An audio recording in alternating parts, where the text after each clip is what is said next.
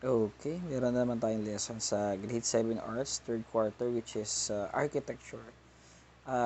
Featured natin today na lesson is the Trogan. The Trogan is the ancestral house of the upper class Maranao. It is the dwelling place of the Datu along with his wives and children. There could not be any house larger than the Trogan of the Datu within the Sultanate, for this signifies rank, prestige, and wealth.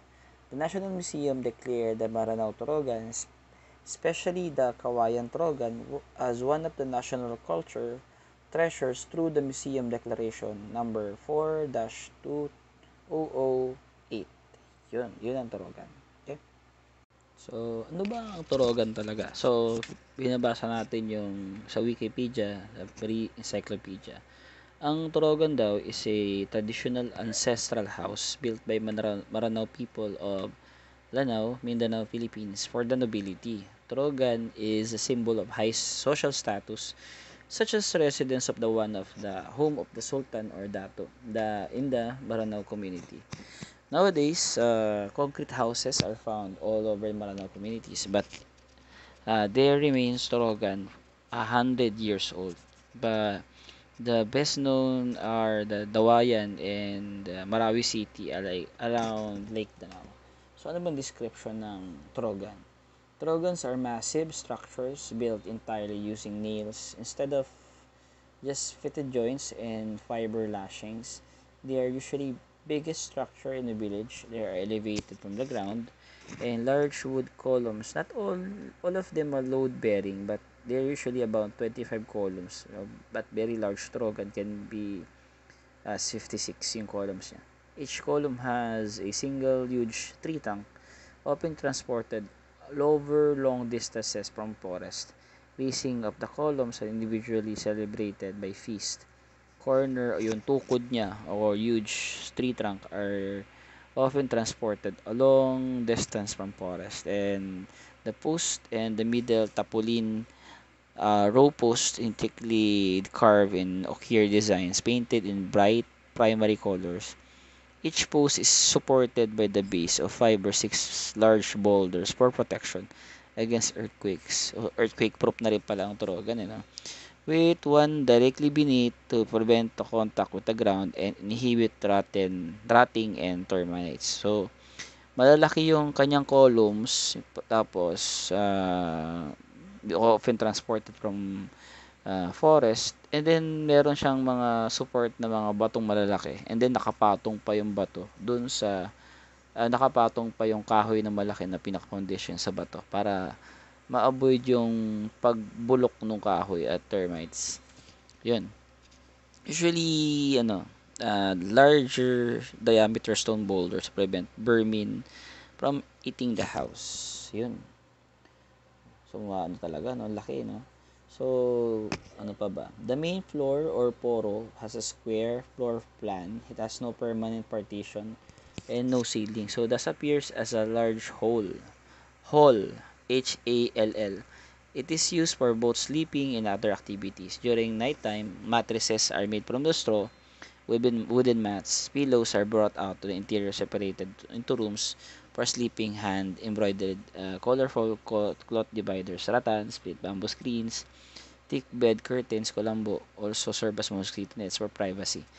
Usually hung from the horizontal cloth sheets directly from the directly from the like from the rafters, thus forming a tent-like structure. So, multiple families live inside Torogan, with the main rooms being the leader of his family. Yun. During daytime naman, most of the beds are divided and dividers are cleaned, and the space is used for working like weaving textiles, eating, praying, meeting visitors. Activities usually kept minimum early in the morning, and some rooms are still up but gradually become busier on all the occupants wake up. A kitchen area is located at the back of the Torogan, which the floor is half a meter lower than the rest of the space. It contains a rectangular bamboo called bantulang, filled with the earth ashes serves as the fireplace. Yun.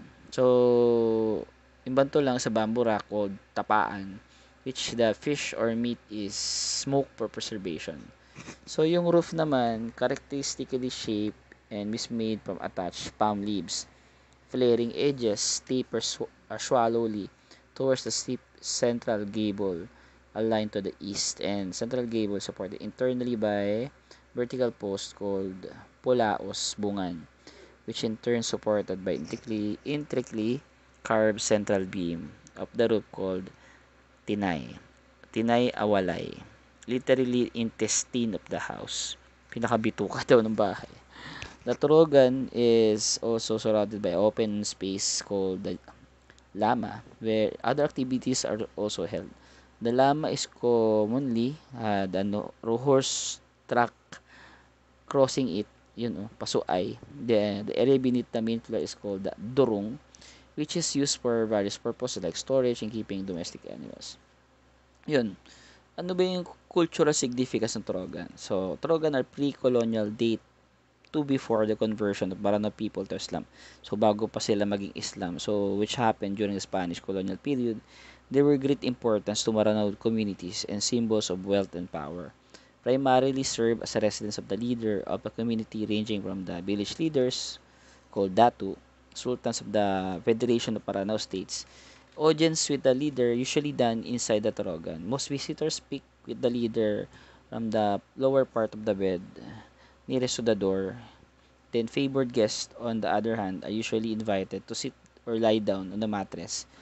The Sendigan, which is regarded as a place of honor, Torogan and their grounds also serve as community social hall where feasts, weddings, games, funerals, meetings, and other social, cultural activities are held. So, conservation. Um,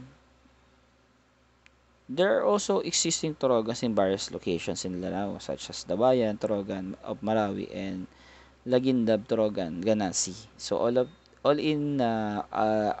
are in need of massive funding for rehabilitation kasi medyo matagal na rin to eh. The collection of Torogans from various towns in Lanao are being pushed to be included in tentative list of the Philippines in the UNESCO World Heritage List. Yun. So, nilalakad pa lang pala. Hindi ko alam po ano yung balita pa dito, pero maganda kung mabalitaan natin na maging UNESCO World Heritage List na yung Torogan. Okay?